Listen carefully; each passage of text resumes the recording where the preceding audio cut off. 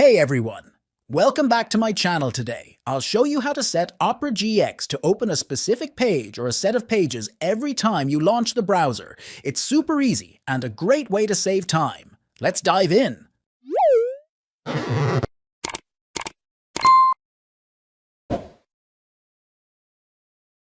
First, open Opera GX and click on the red GX Corner logo in the top left corner.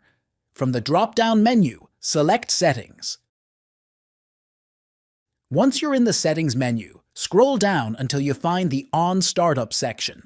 In this section, select Open a specific page or set of pages. Then click Add a new page. Enter the URL of the page you want and press Add.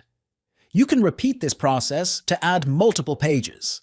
Once you've added your pages, close the settings. To test, restart Opera GX, and your selected pages will automatically open.